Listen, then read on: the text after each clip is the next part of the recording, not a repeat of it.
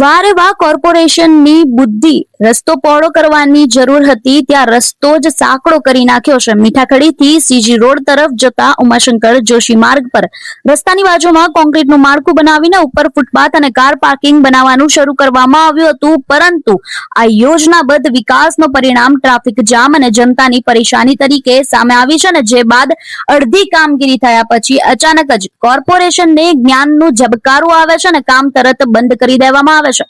પરંતુ અહીં સવાલ એ છે કે આ બુદ્ધિના પ્રદર્શનમાં કોર્પોરેશને જે લાખો રૂપિયાને ફૂંક્યા છે, જેનો ધુમાડો કર્યો છે, તે પૈસા હવે ચૂકવશે કોણ? જવાબદાર અધિકારીઓ કે પછી હંમેશાની જેમ સામાન્ય નાગરિકો પાસેથી જ લૂંટવામાં આવશે?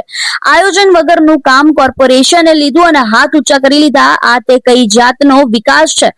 આ તે કોર્પોરેશનની બેદરકારીનો જીવતો ઉદાહરણ સામે આવ્યું છે। ત્યારે આપનું કોર્પોરેશન દ્વારા જે બેદરકારી કરવામાં આવી છે, લાખો રૂપિયાના પૈસાના ધુમાડા કરવામાં આવ્યા છે, તેને લઈને શું કહેવું છે? અમને કમેન્ટ બોક્સમાં આપના મંતવ્યો જરૂરથી જણાવજો।